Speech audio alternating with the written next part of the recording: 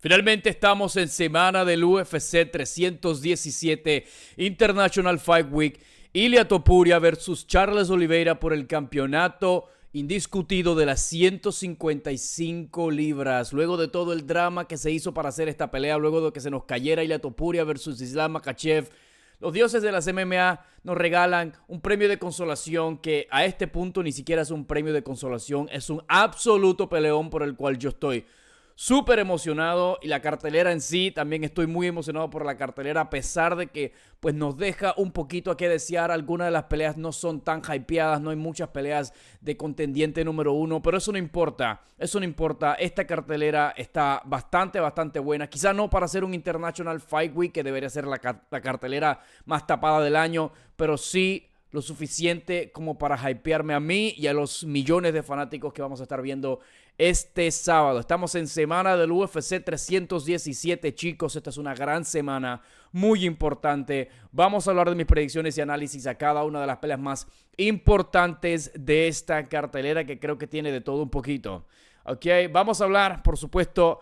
Aquí la cereza en el pastel es hablar de Ilia Topuria versus Charles Oliveira, pero me van a tener que esperar porque hay otras peleas muy importantes también. Recuerden, hay dos peleas de campeonato. Ilia Topuria, Charles Oliveira. También Alexandre Pantoja pone su título en la línea versus a un rival el cual ya le ganó en TUF, Kai Kara-France, un archiconocido también.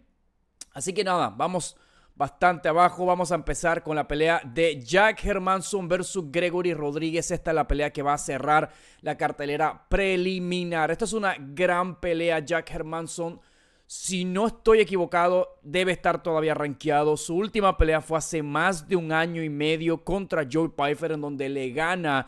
Y es la única derrota que tiene Joe Pyfer en la UFC. Tiene alguna derrota por ahí también en el Dana White's Contender. Luego de eso, Joe Pyfer ha ganado 2 peleas y ha vuelto a demostrar ser un contendiente bastante interesante, o al menos un prospecto interesante. Del otro lado, Gregory Rodríguez, el Robocop Obama, como le queramos decir, viene de un performance bastante doloroso para él, porque estuvo cerca de meterse por ahí al top 7 cuando se enfrentó en el evento principal de un Fight Night a Jared Gorilla o Killa Gorilla Cannonier, en donde simplemente no pudo finalizar en el primer asalto.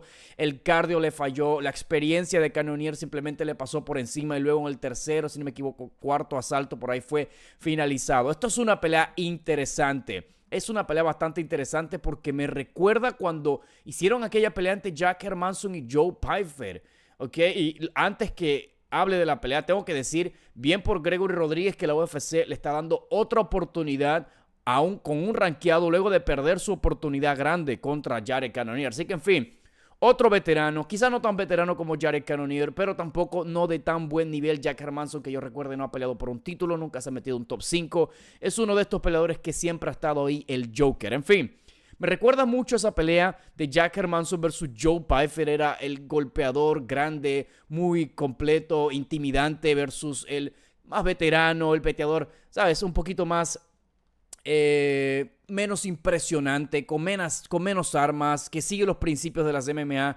Y exactamente así le ganó la pelea a Joe Pyfer, siguiendo los principios de las MMA, pompeando el jab a cada segundo, quitándose del camino de los grandes volados de Joe Pyfer, pateando la pierna izquierda, también teniendo buen grappling. Incluso en el quinto round gana esa pelea por el grappling, donde logró sostener a Joe Pyfer por la mayoría de ese round. Ganar una pelea así y simplemente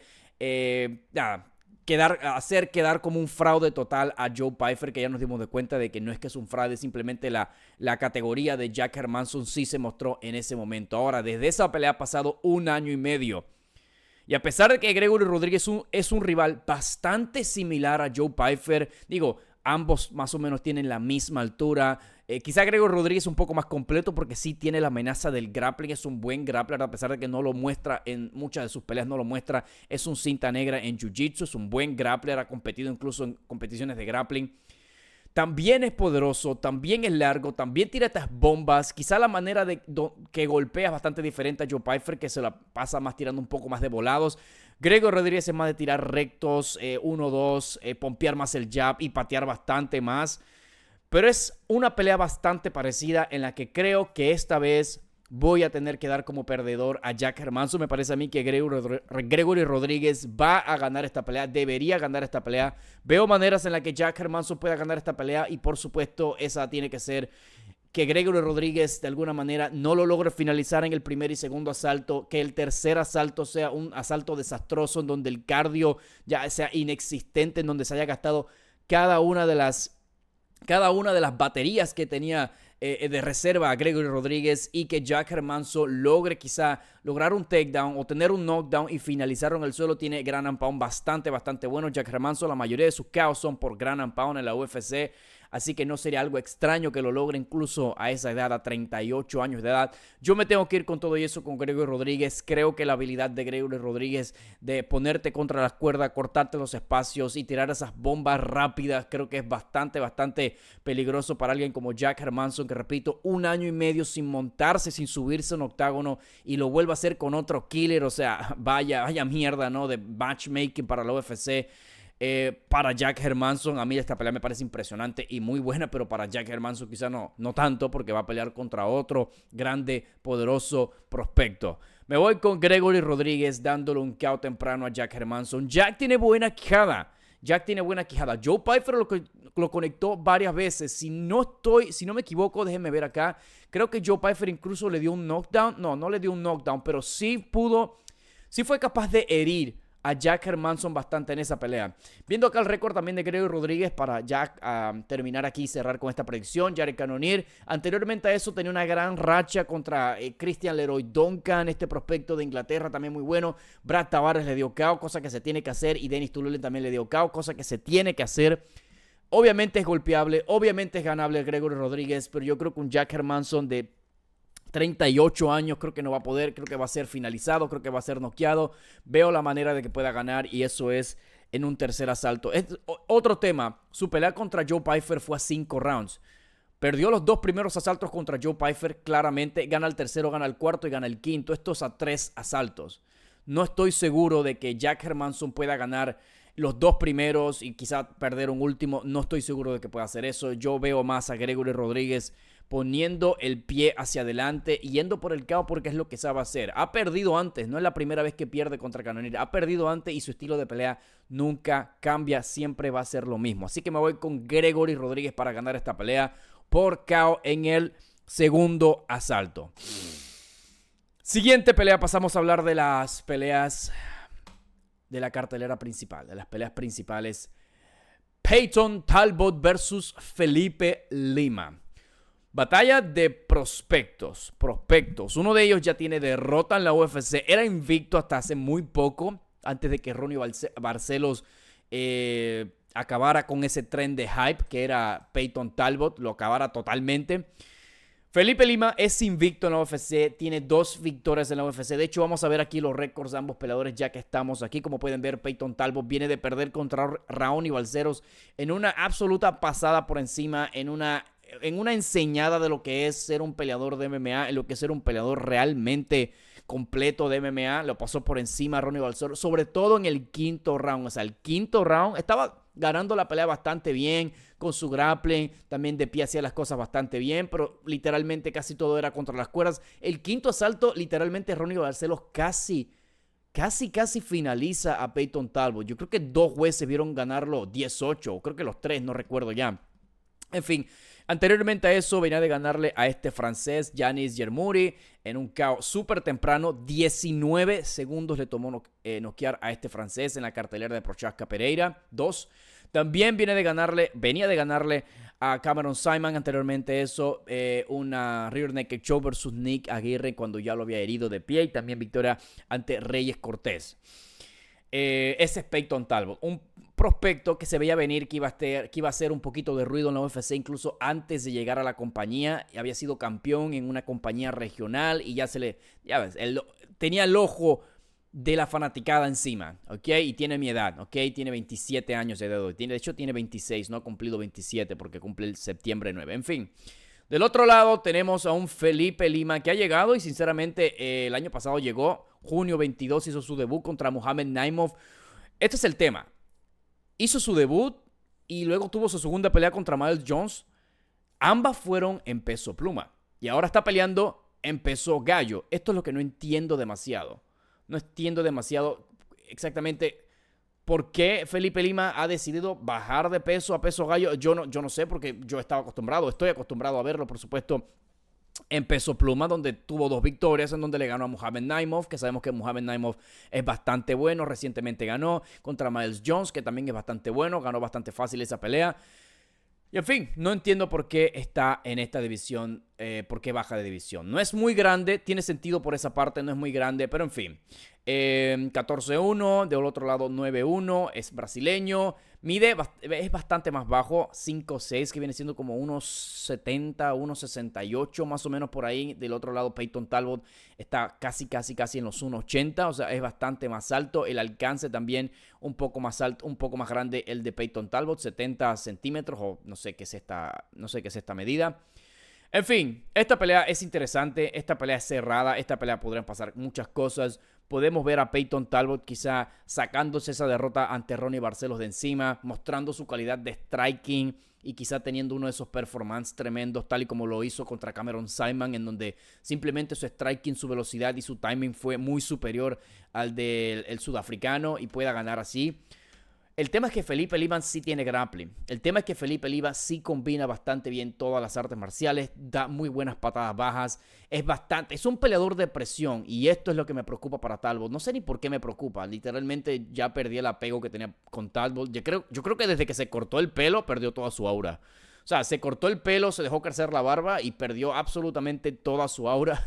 Esa última pelea contra Ronnie Balceros parecía que habían pasado como 10 años por encima de él. En fin, Felipe Lima sí es un peleador bastante completo, que te va a llevar contra las cuerdas, que te va a tratar de tomar la espalda lo más antes posible y va a tratar de finalizarte. Tiene un jiu-jitsu excelente, unos takedowns terribles. Y también es bastante bueno de pie, es muy pero muy ordenado de pie, no le logran dar demasiados golpes. Si vemos en sus peleas, solo le han conectado 60 golpes en 2 peleas de 3 asaltos. O sea, esas son estadísticas bastante buenas. Defensa contra derribo 83%. Es bastante bueno. Defensa contra striking 72%. Estos son números bastante buenos. Obviamente Peyton Talbot, siendo un striking, vamos a ver mejores números. 44% de defensa contra striking. Por supuesto, eso se refiere a de pie. La defensa contra derribo bajó bastante en esa pelea contra Ronnie Balceros. En fin, veo una pelea bastante complicada para Peyton Talbot, nuevamente complicada. Felipe Lima es joven. Felipe Lima quizá no tenga ese quinto pulmón, o ese tercer, no sé por qué dije quinto, ese tercer pulmón que tiene Ronnie Barcelos como para poner una presión constante de primer al tercer asalto. De hecho, la derrota de Peyton Talbot ante Ronnie Barcelos realmente está mala. Digo, si vemos y analizamos Ronnie Barcelos, déjenme ver acá. Ronnie Barcelos tiene 3 peleas ganadas consecutivas. Ganó recientemente, hace unas 2 semanas, ante Cody Garbrandt, otro performance bastante completo para Ronnie Barcelos. Anteriormente a eso había finalizado a Cristian Quiñones, su performance ante Peyton Talbot. Solo las últimas 2 derrotas que había tenido es contra Umar Nurmagomedov y Kyler Phillips, que ambos son pues peleadores bastante buenos y prospectos muy interesantes. Así que hacía mucho tiempo sin ver a Ronnie Barcelos teniendo una mala pelea. Yo me tengo que ir en esta pelea con Felipe Lima. Yo creo que Peyton Talbot va a venir bastante desconfiado, va a estar bastante desconfiado de sus habilidades. El tema aquí es que Peyton Talbot en el segundo asalto por lo menos me tenía a mí súper frustrado, porque realmente estaba Ronnie Barcelos al frente de él, todavía no había decidido llevar la pelea al suelo y simplemente no logró conectar casi nada. Y parecía que muchas personas creen que lo único que fue expuesto de Peyton Talbot fue su defensa contra derribo, su defensa contra jiu-jitsu. No. También fue su striking. El striking fue bastante expuesto. ¿Ok? Alguien que tenga al menos un poquito de amenaza de derribo pudo hacerle una pelea incluso mejor de pie a Peyton Talbot. O sea, fue mejor Ronnie Balceros de pie también. Conectó mejores golpes. Peyton Talbot simplemente no lo encontró. Creo que es que ese es el tema. Peyton Talbot ya tiene esa derrota contra Ronnie Barcelos y creo que es una gran manera para cualquiera que quiera enfrentarse a Peyton Talbot de ver cómo se le gana. Dicen, este tipo es súper rápido, tiene buen poder, excelente, tiene un gran movimiento en el octágono. No, pero miren la última pelea, miren lo fácil que es ganarle, así se le gana. Ya está como la receta para ganarle y creo que Felipe Lima lo va a hacer. Creo que Felipe Lima no va a tratar de arriesgarse demasiado. Es un prospecto. Aparte de eso, Peyton Talbot es uno de estos tipos que son como interesantes. O sea, toca instrumentos, está como en una banda de rock, baila el pole dance o lo que sea, no sé. Le gusta el skateboard, es amigo de Frank Ocean. O sea, este tipo es, ¿sabes? Polifacético, habla como 3 idiomas o algo así. Así que, no lo sé, la MMA no es lo más cool de su vida. Quizás sea lo más cool, pero no es lo único cool de su vida. Entonces, no sé qué tan enfocado en mejorar su defensa contra derribo puede estar luego de esa fatídica derrota. Así que yo me tengo que ir con Felipe Lima. El chico está mucho más enfocado en su carrera, en mi opinión. Es alguien que puede hacer las cosas bien de aquí en adelante y bajando a peso gallo, si da el peso y no tiene ningún problema con el corte de peso, creo que va a ser capaz de ser superiormente en lo físico a Peyton Talbot y ponerlo en situaciones las cuales vimos que no es bueno manejando contra, nuevamente, su última pelea, Ronnie Barcelos. Me voy con Felipe Lima, gran prospecto, creo que se come a Peyton Talbot. Siguiente pelea. Vamos a hablar de Royval versus Joshua Van. Creo que esto no lo he dicho nunca, ni en stream, ni en video. Royval son de esos peleadores que a mí en lo personal no me ha hecho nada. O sea, literalmente no me ha hecho nada, no tiene una razón para que me caiga mal, pero es que no sé, quiero verlo perder constantemente. No sé por qué, pero Royval, solo con verlo, es como que no quiero que gane nunca. Es como que quisiera que se fuese en una racha de 4 derrotas consecutivas. No sé por qué. Me pasa lo mismo con Corey Sandhagen. Simplemente no me caen bien. No lo sé por qué, no puedo explicarlo. Pero es que no quiero, jamás quiero que ganen. En fin, eso es una pequeña introducción a esta predicción. Royval versus Joshua Van. Joshua Van está de reemplazo por Manel Kape. Manel Kape se suponía el que iba a estar tomando en Royval. Obviamente es Manel Kape, así que se sale de la pelea. Igual que lo hizo Paulo Costa contra Kopylov. O sea, esto es una locura. Por esto este International Fight Week está súper débil. Súper débil. Porque se cayeron varias peleas. En fin, Manel Kape, córtenlo, no me importa. Joshua Van, el verdadero héroe. El niño problema. Joshua Van Royval. Es una gran pelea. Es una pelea en donde vemos nuevamente Royval tomando en alguien de 24 años, en alguien joven, en alguien que se está haciendo un nombre, en alguien que ya está en los tops y que simplemente entra al radar, entra en el radar de los contendientes más cerca de un título como lo es Royval, que de hecho es contendiente número 1. Toma en corto aviso, Joshua Van acaba de pelear contra Bruno Silva, tuvo un performance sublime en donde le dio un TKO en el tercer asalto luego de 2 asaltos muy dominantes. Recuerden, Joshua Van es alguien que puede mantener un ritmo de pelea súper alto y que logra casi constantemente 130 golpes por pelea de 3 asaltos, lo cual es una locura. Royval usualmente también consigue más de 100 golpes, pero sus últimas 3 peleas han sido a 5 asaltos, así que no cuenta. En fin, veo bastante difícil esta pelea para Joshua Van. Obviamente quiero que gane Joshua Van, no solo porque no me caiga bien Royval, sino porque me cae súper bien. Joshua Van es mi prospecto favorito junto con Tatsuro Taira. Por cierto, Tatsuro Taira también perdió contra Royval, lo cual creo que ahora sí me doy cuenta por qué no me cae demasiado bien Royval, ¿no? En fin, Joshua Van. Joshua Van es un gran boxeador. Joshua Van se mete en rango de una manera tan rápida, se mete en rango, se mete en corto, a fajarse de una manera tan rápida que simplemente siento que sus rivales no lo esperan. Siento que sus rivales son como que tomados por sorpresa. Lo vemos con Bruno Silva. Realmente Joshua Van tiene un striking súper difícil de leer. A pesar de que es claramente un boxeador, siento que sus manos son súper rápidas. No sé, sus patadas también son bastante rápidas. Del otro lado, Royval, es que Royval es bueno. Es que Royval es demasiado bueno también. El tema es que Royval mide 5,9, o sea, más o menos esto es 178 más o menos en metros, 1,78 m, mientras que Joshua Van más o menos 1,65. Vamos a ver acá también el alcance, 68, bueno, no está tan mal el alcance. Aparte de eso, las últimas peleas de acá disculpen, acá que se me cerró una ventana. Las últimas peleas de Royval han sido performances muy, pero muy buenos, sobre todo en el striking. contra Brandon Moreno también. Lo vimos en México robándole esa pelea. Luego de que Moreno quizá había ganado los 2 primeros asaltos, Royval puso el pie en el acelerador, conectó varios jabs que no lograron herir a Moreno demasiado, pero realmente se llevaron los asaltos. Sabe ganar las peleas. Contra Tatsuro Taira ganó la mayoría de los asaltos también con su striking tremendo y defendiendo los derribos de Tatsuro Taira a todo momento. Es un gran boxeador, es un gran peleador, súper creativo, tiene buenas rodillas, por si acaso. Se necesitaba algo así como un Tatsuro Taira para poder ganarle. De hecho, era súper favorito Tatsuro Taira en esa pelea. Brandon Royval se lo sacó de encima en varios momentos, a pesar de que tuvo Tatsuro Taira cerca de la finalización en momentos, simplemente no lo consiguió. Aparte de eso, Royval le pasó por encima en el striking a Taira. Ahora, Joshua Van no es ningún Taira. Este es el tema. Aquí es donde lo veo. Joshua Van no es un Taira. Joshua Van tiene de los mejores strikers de esta división. Si no estuviese en esta división de 125 libras, quizás fuese considerado como el mejor boxeador o de los mejores boxeadores de la UFC top 5 mínimo, porque Joshua Van gana sus peleas tan solo usando esa arte marcial que es el boxeo. Sí da patadas, son pocas, son esporádicas. Lo principal de Joshua Van es su boxeo, entrar en rango con combinaciones. Y también es un gran counter striker también. También sabe esperar a que su rival se equivoque. Sabe hacerse para atrás, el ducking que siempre le dicen. Buen movimiento de cabeza. Y los ganchos que tira. Cómo trabaja el cuerpo. O sea, es un mini Jack de la Magdalena. Con incluso, creo que más rápido que Jack de la Magdalena. Bueno, obviamente más rápido. Es 125 libras, va a ser más rápido. Ve todo muy bien.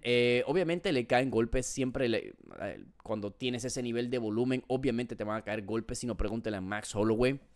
Pero ese es el tema. Los riesgos que toma Joshua Van son totalmente justificados. Y al final de casi todas las combinaciones sale él ganando. Es como si estuviese siempre por encima, un paso por delante de su rival. No ha enfrentado a alguien del nivel de Royval. Igual que Royval. Aunque Royval sí se puede decir que ha enfrentado a alguien con un boxeo bueno, como lo es Brandon Moreno.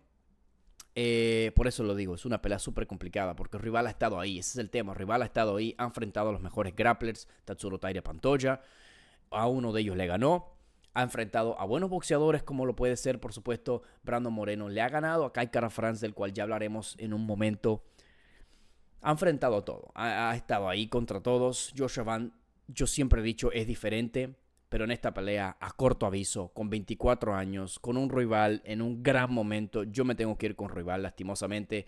Me encantaría, y lo estaba pensando antes de esta predicción, me encantaría irme con Joshua Van para mostrar más apoyo, No, tengo que irme con lo que realmente pienso, y es Royval. Creo que va a ganar esta pelea. Puede mixear también el grappling, cosa que no sería demasiado tonto. De hecho, si es bastante inteligente, lo puede hacer. Rey Suruya contra Joshua Van sí consiguió un par de takedowns. Quizá no consiguió demasiado control, no demasiado gran and pound, pero sí consiguió takedowns. Y alguien grande, largo como rival, si logra conseguir un takedown, quizá pueda solidificar un round. Esta pelea es a 3 rounds nada más, o sea, va a pasar poco, se va a necesitar poco para ganar un asalto y quizá un takedown sea la diferencia. Me tengo que ir con Royval, su boxeo es rápido, su guardia es bastante rápida. Nunca lo he visto en demasiados problemas. Viendo a Royval en qué pelea ha estado en demasiados problemas de pie. Yo creo que ninguna. Yo creo que es que no recuerdo. Bueno, perdió en TKO contra Brandon Moreno. Eso fue en el 2020. Luego de eso, era muy joven también en el 2020. Mucho más joven que ahora. No lo he visto en problemas. No he visto a alguien metiendo en problemas demasiado a Brandon Royval, al menos de pie. Los problemas que le han dado son prácticamente todos con grappling. Es donde ha perdido casi todas sus peleas contra Pantoja la primera, contra Pantoja la segunda, contra Tatsuro Taira en esos malos momentos donde casi fue finalizado. Es el grappling. De pie ha sido superior a todos sus rivales. A prácticamente todos sus rivales. Joshua Van no tiene ese factor X en el suelo como para provocarle problemas y luego quizá en el striking se le abran espacios. No, Royval sabe lo que Joshua Van va a hacer. Joshua Van quizá no está tan acostumbrado a pelear contra alguien como Royval. Es un gran salto. Gran salto. Estoy feliz que haya tomado la pelea. Estoy feliz de verlo. Estoy emocionado. Es una pelea complicada para Royval también. Pero yo me tengo que ir con Royval. Capaz que, no sé, yo le pondría un menos 200. Creo que aquí los odds, o sea, los momios están bastante favorables. O sea, están bastante dándole una gran oportunidad a Joshua Van. Yo lo tendría en menos 200 para Royval. Realmente. Joven, Es que odiaría que Royval se coma otro prospecto. O sea, odiaría que se comiera otro prospecto. A pesar de que Joshua Van ya ha perdido, es un prospecto súper importante que ha ganado 4 peleas consecutivas con su striking, peleando de pie. Es lo que se quiere. Es lo que se quiere. Y me encantaría verlo pelear por un título en algún momento. Muy probablemente lo haga en algún momento. Es el Max Holloway. Es la reencarnación de Max Holloway. Pero Brandon Rival creo que todavía es un hueso demasiado difícil por roer. Sobre todo en corto aviso. Es que ese es el tema. En corto aviso sobre todo. No es un oponente demasiado diferente a Manel Kape de todos modos. Rival está esperando un striker. Joshua Van es un striker de todos modos. Igual que Manel Kape. Me tengo que ir con Brandon Rival. Siguiente pelea. Luego de esa triste predicción, nos vamos con Beneil Dariush versus Renato Moicano. Debo decir que muchos se van a sorprender, incluso con esta predicción, porque yo me tengo que ir con Beneil Dariush. Me voy con Beneil Dariush en esta predicción. Voy a explicar por qué. Vamos a hablar primero, obviamente, de cómo viene cada peleador. Beneil Dariush viene de la peor manera, de 2 KOs consecutivos en el primer asalto. Y ahí es donde ustedes van a decir, pero ¿por qué lo estás escogiendo entonces? En fin, no pasa nada, ya verán. Renato Moicano viene de perder contra Islam Makhachev. Luego de ganar la Benoit Saint-Denis, Renato Moicano pidió no peleas más duras. O sea, no tough fight. Not tough fight, my brother. I want easy money. Not tough, don't come with bullshit fights, my brother. I want easy money, my brother. Y le dieron al boss final, le dieron al jefe final, a Islam Makhachev. Fue sometido en 1 minuto o en 4 minutos, no recuerdo, pero en el primer asalto fácilmente. Fue una pelea, un sándwich de nada. Moicano no demostró nada en esa pelea. En fin, ambos vienen de perder. ¿Cuál es el tema aquí? Ok, no pasa nada. Primero que todo, Moicano creo que es inferior de pie a Beneil Dariush. Yo sé lo que estoy diciendo, cómo va a ser inferior Moicano, que viene en las últimas 2 peleas viene de dar 2 TKOs, uno ante Jalen Turner, que es un striker, el otro ante Benoit Saint-Denis, que también es sobre todo más o menos un striker. Beneil Dariush viene 2 peleadores que no son usuales a dar KO, le vienen a dar KO, a Arman Tsarukyan y también Charles Oliveira. ¿Cómo hablas que es mejor striker? Primero que todo, Renato Moicano, los TKOs que tiene son con ground and pound. Son porque lleva a su rival al suelo, porque lo cagan en el suelo, porque es un dador de ground and pound tremendo y es súper fuerte arriba y es un jiu-jitero tremendo y logra avanzar en posiciones los cuales otros peleadores quizás no lo logren, porque es un jiu-jitero tremendo, es largo, es fuerte desde esa posición. Y sí, ha dado 2 KOs en sus últimas 3 peleas. Ok. Beneil Dariush le acaban de dar 2 KOs, Charles Oliveira, Arman Tsarukyan. Primero que todo quiero decir, miren el nivel de competencia. Arman Tsarukyan, Charles Oliveira. O sea, literalmente esos son los 2 mejores. Luego de Islam Makhachev, esos son los 2 mejores 155 libras del mundo, al menos de la UFC. ¿Ok? Que te den KO en el primer asalto, obviamente demuestra mucho, y es que simplemente no puedes estar ahí al frente de ellos y sobrevivir, lo que te hace ser alguien pues chineable, alguien con una quijada bastante preocupante, sospechosa, sobre todo en esa pelea contra Arman Tsarukyan, que fue más o menos un volado de derecha, lo cual lo noqueó y lo dejó simplemente teso en el suelo. O sea, no era para tanto. Pero Beneil Dariush, por mucho que lo veamos viejo, por mucho que lo veamos acabado, siento que ha hecho un gran trabajo en no tomar ninguna pelea hasta ahora. Ya sabemos que había tomado una pelea contra el mismo Renato Moicano, que fue en febrero o en enero más o menos, pero luego de que se lesionara Tsarukyan, pues Moicano reemplazó a Tsarukyan y Beneil Dariush se quedó sin oponente y vuelven a hacer esta pelea. Creo que eso le ha convenido a Beneil Dariush. Que ustedes lo ven viejo, Beneil Dariush es solamente un par de días más viejo que Renato Moicano. Es un par de días más viejo. Vamos a ver la edad de cada uno de ellos. De hecho, no son ni tan viejos. Tienen 36 años ambos. También Renato Moicano. Obviamente, los vemos a ambos. Renato Moicano, tatuajes, buen corte de cabello, su barba, todo. Del otro lado vemos a Beneil Dariush con ese cabello, ya saben, blanco, con su postura, con su cara, con todo. Y lo vemos, este tipo tiene que ser mínimo 5 años más viejo. No, es un par de días más viejo. Y ambos tienen muchísimo recorrido en ambas divisiones. Ambos saben lo que es ser noqueado. Ambos saben lo que es ganar grandes peleas y venir desde atrás. Beneil Dariush es un buen striker. Yo siento que a muchos se les ha olvidado que Beneil Dariush era el caballo negro antes de que Charles Oliveira lo noqueara en el 2023, en febrero más o menos, febrero 2023, si no me equivoco.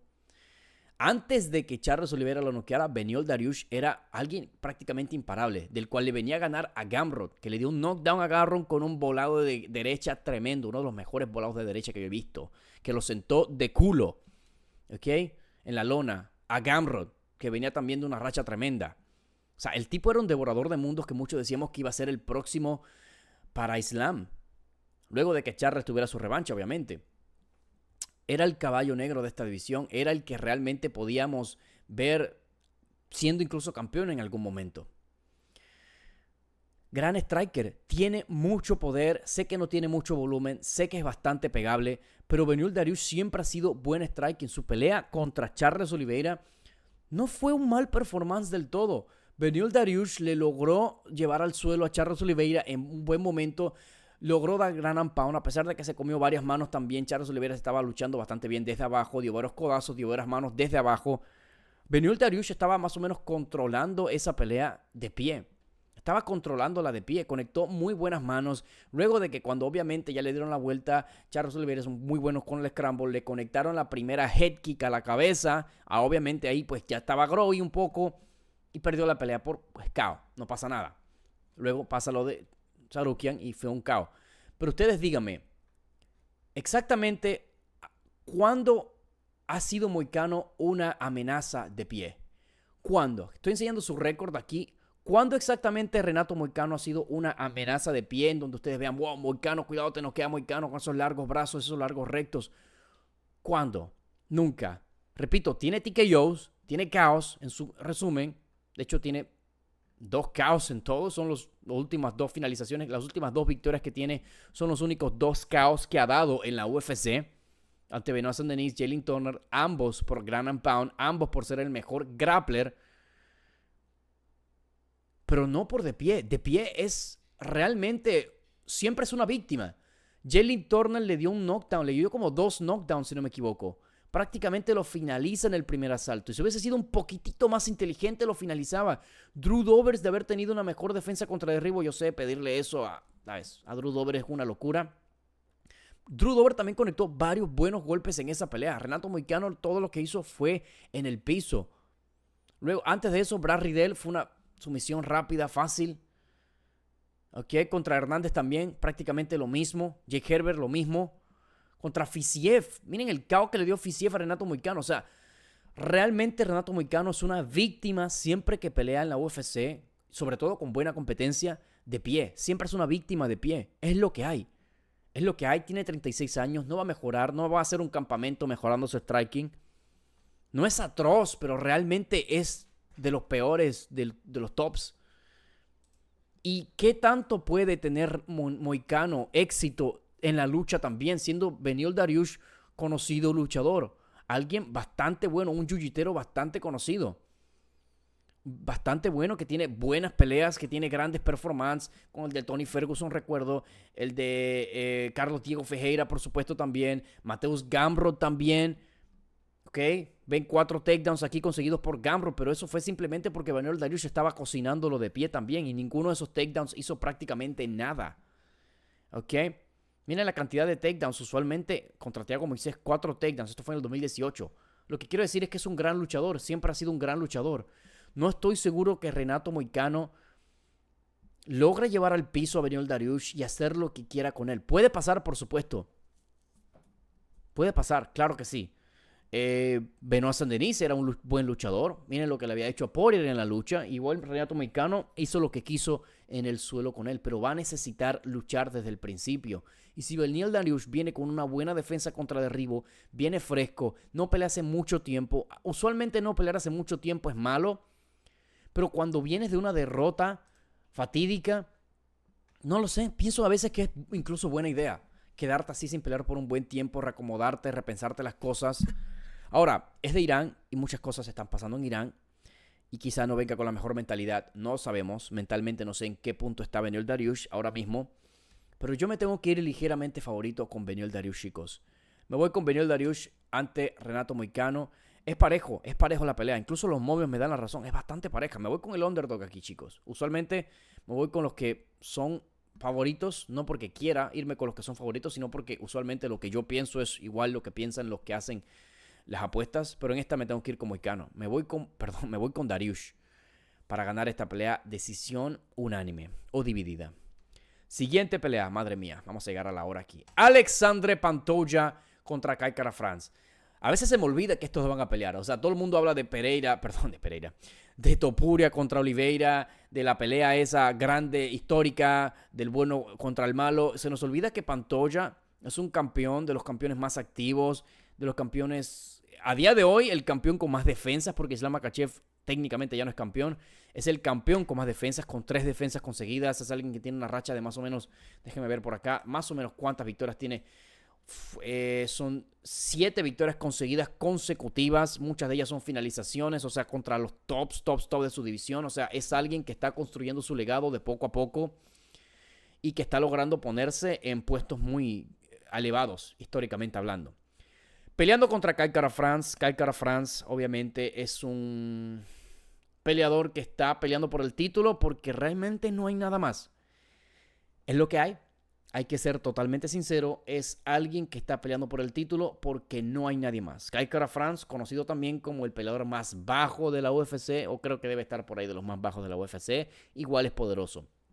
En fin, esta pelea obviamente tiene sentido porque no hay nadie más. No vamos a hacer la tercera pelea contra rival o la cuarta pelea contra Moreno, y aparte de ellos dos, pues no hay nadie que venga de victoria, a excepción de Kai Kara-France que viene a ganarle a Steve Erceg. En fin.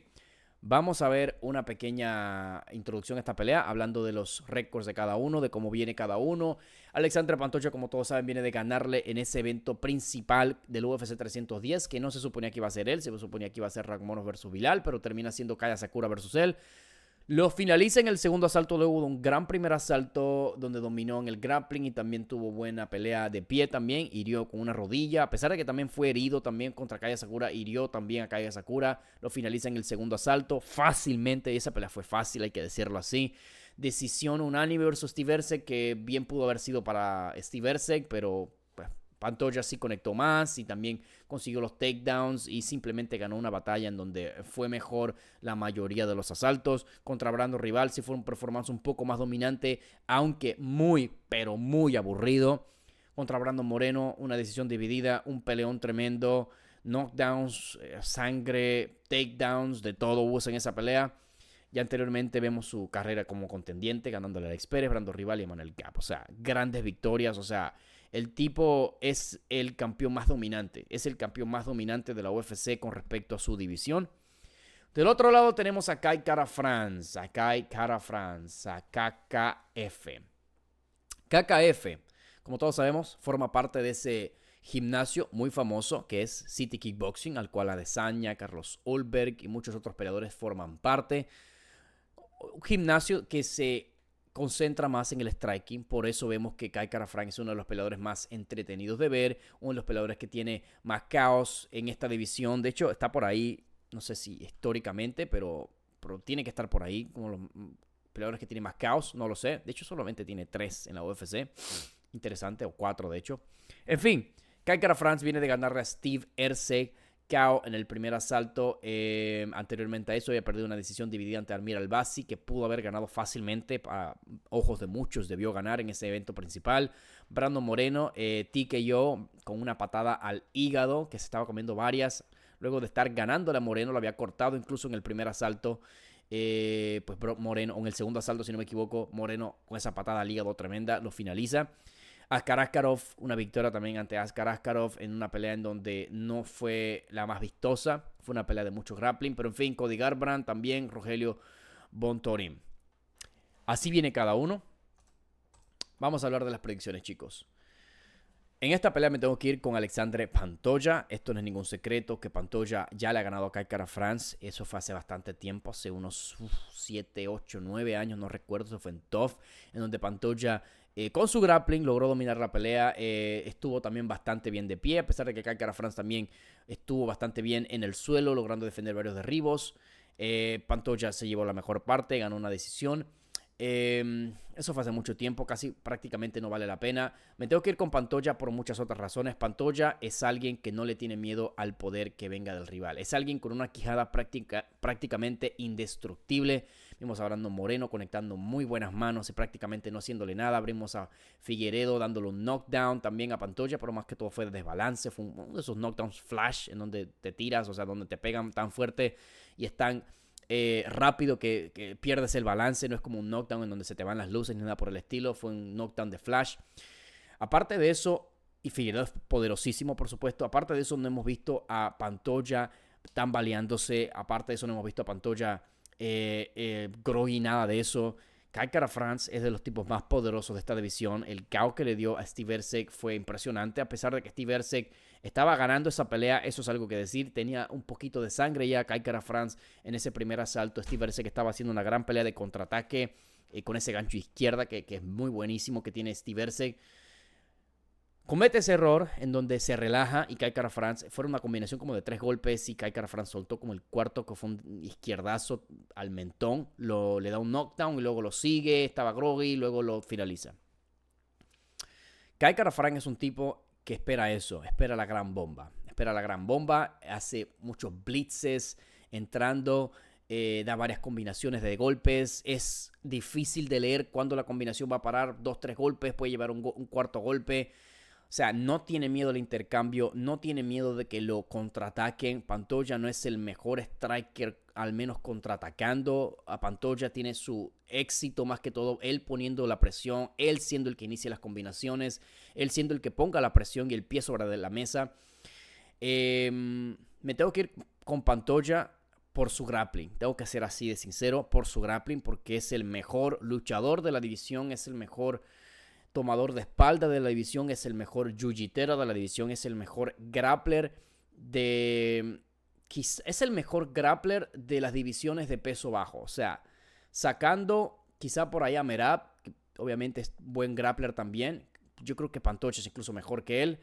De las 145 libras para abajo, creo que Pantoja es el mejor grappler. Demostrado, probado, estadísticamente hablando.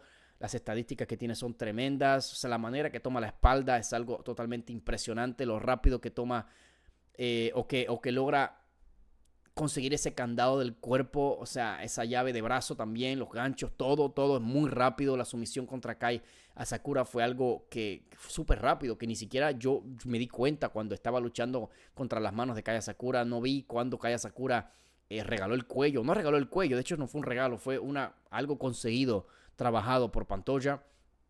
Creo que Pantoja va a finalizar a Kai Kara-France. Kai Kara-France es alguien pequeño, con una buena defensa contra derribo, demostrado contra Mira Albasi. Es alguien que va a ser difícil llevar al suelo, sobre todo por su centro de gravedad, pero musculatura, potencia y simplemente ganas, porque Pantoja eso es lo que tiene, ganas. O sea, el tipo va para adelante sin importar cuántos golpes le conecten en la quijada, sin importar cuántos golpes se meta. No solo va por el grappling, también sino va a conectar sus propios golpes. Va por los double legs contra las cuerdas. Parece que no los consigue, pero simplemente no se rinde. Va por el sweep de los pies. O sea, te quita el balance. Es buenísimo. Es un grappler súper completo. Pelea como si fuese como un personaje de Street Fighter o de Tekken o algo así. Algo así. O sea, va para adelante. Solo sabe ir para adelante. No le va a tener miedo al poder de Kai Kara-France. Lo único que me incomoda un poco, que le tengo un poquito de miedo, es, no sé, en su última pelea contra Kai Asakura fue un poquito demasiado directo con su manera de acercarse a Kai Asakura, perdón. Fue demasiado directo. Fue un poquito demasiado descuidado, quizá incluso. Creo que el primer takedown que tiró fue bastante leíble, por eso le conectaron esa rodilla tremenda, que creo que sí la sintió bastante. Kai Kara-France es alguien con poder y me da miedo que Pantoja simplemente vaya por los golpes o vaya por los takedowns, simplemente prácticamente empujando porque sí, porque lo tengo que conseguir porque sí, sin poca técnica. No lo sé, me da un poquito de miedo porque Kai Kara-France es poderoso y tiene buen striking, está en City Kickboxing, pero es un caballo de una sola arma. No veo a Pantoja quedando por debajo de Kai Kara-France en ningún scramble. Es prácticamente imposible. La lucha es demasiado potente la de Pantoja. Lucha, jiu-jitsu, el control también. Si te tiene que controlar contra las cuerdas para ganar el asalto, lo va a hacer sin duda. Sabe que está cerca de la conversación del GOAT. O sea, obviamente no va a querer dejar de ganarse por Kai Kara-France, que se supone que es un rival muy favorable para él. Es una pelea favorable para Pantoja. Aquí lo único, obviamente, como lo dije anteriormente, es la amenaza del KO, que es posible, que está viva. Esa amenaza del KO está viva, pero creo que con una gran quijada como la que tiene Pantoja, un striking sucio, un boxeo sucio que le gusta fajarse, patadas quizás no las mejores, pero un grappling 100 de 100 creo que es más que suficiente como para ganarle a Kai Kara-France una pelea titular. Me voy con Pantoja, chicos, acá. De esta manera vamos a hablar del evento principal. Ilia Topuria versus Charles Oliveira. Evento principal del UFC 317. Hay una razón por la que evitaba hablar cada vez que me preguntaban en stream o en algún comentario qué pensaba de esta pelea. Hay una razón por la que yo evitaba hablar de esto y era porque quería sorprenderlos acá. ¿Okay? Quizá no es sorpresa, pero quería que mi opinión fuese solo vista en el video de predicciones, o sea, ahora, en este momento. Chicos, tengo una opinión muy fuerte de esta pelea, que quizá a muchos no les va a gustar, quizá muchos van a estar en desacuerdo, seguramente muchos van a estar en desacuerdo. Yo veo muy, pero muy difícil que Charles Oliveira gane esta pelea. Lo veo muy complicado, veo a Ilia Topuria muy favorito. Veo a Ilia Topuria con un gran chance de darle un KO temprano a Charles Oliveira. Me cuesta ver a Charles Oliveira ganando esta pelea. Veo formas de la que puede Charles Oliveira ganar esta pelea, pero a mí en lo personal me cuesta mucho creerlo. Soy fanático de Ilia Topuria, pero antes de ser fanático de Ilia Topuria era muy fanático de Charles Oliveira. Sigo siendo muy fanático de Charles Oliveira. Quizá mi peleador favorito de todos los tiempos. Ilia Topuria, obviamente, lo que ha hecho también me impresiona, y todo lo que ha hecho y habla y lo consigue es impresionante también por ser de habla hispana y todo lo demás. Yo, si pudiese tener una varita mágica y hacer que ambos ganen, lo haría, créanme. Es un matchup que no me gustó ver que lo hicieran al principio. Ahora, obviamente, ahora estoy hypeado por el match y ahora quiero verlo. Pero que alguien tenga que perder me duele bastante, y creo que ese va a ser Charles Oliveira. Veo pocas posibilidades para Charles Oliveira ganar esta pelea, chicos. Voy a explicar por qué más adelante, pero vamos a dar un pequeño repaso, por supuesto, ya que tengo esto abierto acá, a cómo viene cada uno de los peleadores. Ilia Topuria, por supuesto, viene de 2 victorias, quizá de las 2 victorias back-to-back más impresionantes de la UFC en la historia. Max Holloway KO en el tercer asalto, Volkanovski KO en el segundo asalto. Anteriormente a eso le pasa como un tren por encima a Josh Emmett, que no tuvo prácticamente nada de éxito. Hubo un asalto 17, o sea, eso tiene que ser un récord por ahí.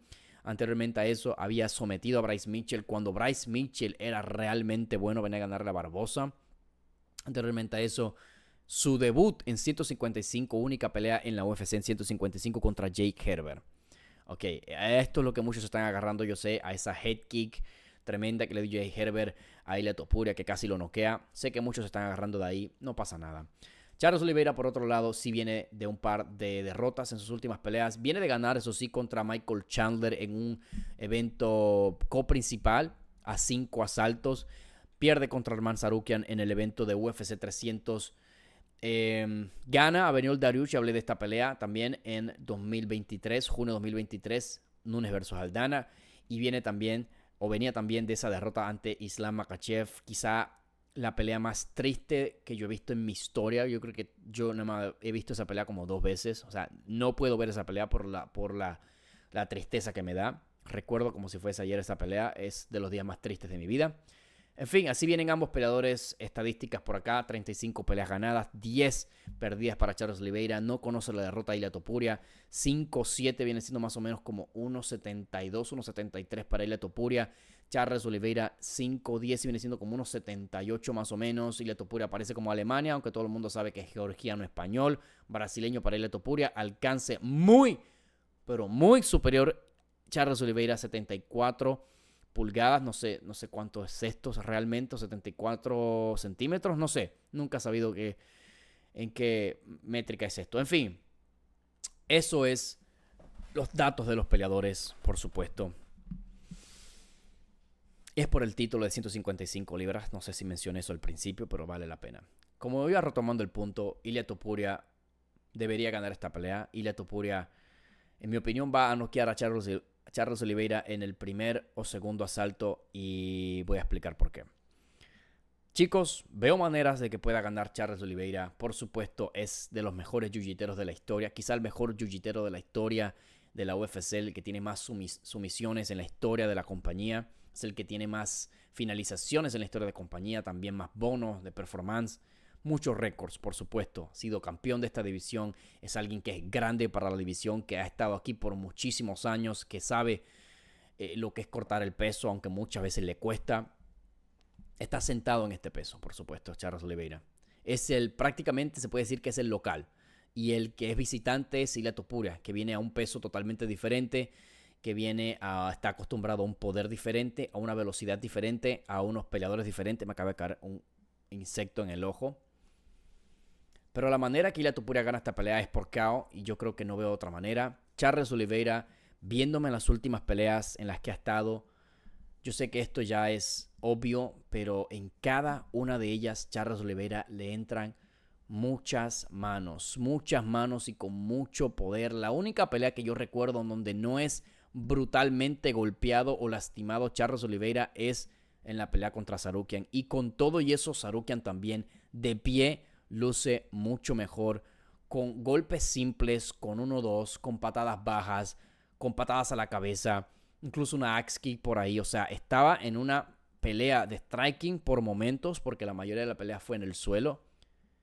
Por momentos estaba en una batalla de kickboxing y Charles Oliveira perdió esa batalla.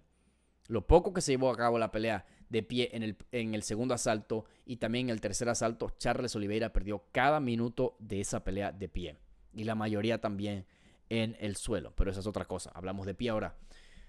Contra Michael Chandler, a pesar de que Charles Oliveira sí fue mucho mejor de pie, fue más que todo lucha. Fue lucha, Charles Oliveira tratando de llevar al suelo a Michael Chandler, consiguiéndolo, montándole un triángulo, tomándole la espalda a Michael Chandler en el cuarto asalto, tirándose y prácticamente, o en el quinto asalto, donde ya no recuerdo, o sea, haciéndole un slam, o no sé cómo se llama eso, un slam creo, a Charles Oliveira, que no se despegaba de su espalda. En esa pelea también, y esa fue la última vez que vimos a Charles Oliveira, en el quinto asalto, siendo prácticamente brutalmente finalizado por Michael Chandler, sí con trampa, con golpes detrás de la cabeza, pero los primeros golpes, los que hirieron a Charles Oliveira, no fueron trampa, fueron golpes bien conectados, un buen 1-2, cuando Charles Oliveira estaba, no sé si iba como por un gancho de derecha, iba como algún tipo de rodillazo. Charles Oliveira le cuestan los boxeadores finos, le cuestan los boxeadores calmados, le cuestan las combinaciones de boxeadores, y es exactamente lo que Ilia Topuria trae a la mesa. Es un boxeo hermoso, prácticamente perfecto para lo que se puede pedir de MMA. Sabemos que no es boxeo, pero para lo que se puede pedir de MMA, para lo que se quiere de boxeo de MMA, es el boxeo más perfecto. Yo sé que estoy glaseando, muchos me van a decir, glaseado que yo, lo que sea. Ilia Topuria y su boxeo están a otro nivel. En las 145 libras, en mi opinión, siempre han sido mejores strikers que los de las 155 libras. Pegan menos fuerte, son peorcitos en grappling, tienen peor quijada, claro que sí. Pero en rapidez, técnicamente hablando, en timing, son mucho mejores. Los Max Holloway son mucho mejores que los Justin Gaethje, y eso ya fue demostrado. Ilia Topuria, a pesar de que no le pasó a Max Holloway por encima los dos primeros asaltos, para mí los gana los dos. En el tercer asalto simplemente se rompió. O sea, ya averiguó cuál era la distancia, averiguó cuáles eran los movimientos de Max Holloway y se supo anticipar y conectó los golpes que tenía que conectar. Ilia Topuria va a leer a Charles Oliveira, va a meterse en rango, va incluso a, no sé, lo va a hacer reaccionar en todo momento. Quizá incluso le enseñen, quizá un par de derribos, quizá cambie de niveles. No lo sé, pero Charles Oliveira contra un boxeador de la calidad de Ilia Topuria, lo poderoso que es Ilia Topuria, lo calmado que es Ilia Topuria, lo muy bien que escoge cada golpe. Alguien no es de tanto volumen. Charles Oliveira es un gran striker, counter striker, es un gran striker de contraataque. Ilia Topuria no es alguien que te regale demasiado espacio, que cada golpe que tira, lo tira cuando sabe que no va a quedar en mala posición. Se cubre muy bien casi en todo momento. No deja casi ninguna debilidad abierta. Los jabs, ok, algún jab le puede llegar. Por supuesto, Max Holloway también le hizo una buena pelea en el segundo asalto, sobre todo con buenos jabs, con buenas patadas oblicuas, combinando prácticamente todos los golpes posibles, buenas patadas bajas, patadas giratorias. Con todo eso me parece que Ilia Topuria ganó ese asalto. Con su boxeo, poniendo el pie hacia adelante. No tiene que tirar patadas, no tiene que combinar prácticamente nada, no tiene que tirar por ahí un takedown, aunque lo pueda hacer en cualquier momento cuando lo sea necesario. Contra Charles Oliveira no creo que lo haga. Si lo hace sería un tonto, porque Charles Oliveira es buenísimo con las guillotinas, es buenísimo en el suelo y no sé si Ilia Topuria quiera ir al suelo. La forma de ganar de Charles Oliveira, lo que yo veo aquí es una patada a la cabeza, en donde Ilia Topuria baje la guardia, tal y como lo hizo Jay Herbert, como lo dije anteriormente, es a lo que muchos agarran. Lo grande que es Charles Oliveira también es un tema. Charles Oliveira es bastante más grande que Ilia Topuria, sobre todo cuando Ilia Topuria está por primera vez, o bueno, por segunda vez en las 155 libras. Puede controlarlo en el suelo, puede someterlo, puede quedar quizá en una guillotina. Viendo la pelea de Tsarukyan, Ilia Topuria podría quedar en una posición similar a la que quedó el Tsarukyan en ese momento. No sé, puede ser una patada, la cual lo desbalancee, llega al suelo y Charles Oliveira salte por el cuello y lo someta fácilmente. Yo no veo nada de eso pasando. Lo veo muy difícil pasando. Creo que vamos a ver una pelea que va a ser primero de estudio. Va a ser una pelea bastante lenta. Recuerden estos 5 asaltos. Ambos tienen que dosificar sus tanques de gas, a pesar de que ninguno de los dos tiene un mal tanque de gas. Es más conocido el tanque de gas de Charles Oliveira, ya que Ilia Topuria usualmente no llega a los quintos asaltos. Cuando llegó fue contra Josh Emmett y lució bastante bien. Y esto es en 155 libras, así que capaz que luce mejor todavía, ya que no tiene que cortar tanto peso como lo venía haciendo. Pero Charles es chineable. Dustin Poirier le dio un knockdown. Gaethje le dio un knockdown. Chandler le dio un knockdown en ambas peleas. Islam Makhachev, se me olvidaba esa, también le dio un knockdown, le pasó por encima en striking también. Simplemente recuerdo lo frustrante a veces que ver peleas de Charles Oliveira cuando lo apoyas y cuando quieres que gane. Para mí fue muy frustrante ver esa pelea contra Arman Tsarukyan porque Charles Oliveira no tenía prácticamente nada que ofrecer de pie. Poco volumen y simplemente, no sé, cada cosa que hacía Charles Oliveira era contraatacada por un mejor striker como lo es Tsarukyan. Contra Islam Makhachev fue una pelea también súper frustrante de ver porque Islam Makhachev estaba un paso por encima con su estilo raro, con su sambo. Hizo mejor pelea de pie que Charles Oliveira. Contra Gaethje iba perdiendo la pelea también. Le dieron 2 knockdowns en esa pelea. Súper frustrante de ver. Sí, luego al final sí conectó ese golpe, ese recto al mentón. Y luego el grappling también lo salvó bastante. Ilia Topuria no va a tener el miedo que tienen otros peleadores de ir al suelo contra Charles. Tiene que tener cuidado, sí, claro. Pero miedo no va a tener. Súper fuerte en el suelo. Y tiene también un juego de sometimiento brutal. Ilia Topuria, ese es el tema. Ilia Topuria también es gran sometedor. Lo ha hecho. Al principio de su carrera, la mayoría de sus finalizaciones eran por sometimiento. Era un jiu-jitero. De hecho, las últimas peleas es donde viene recogiendo caos.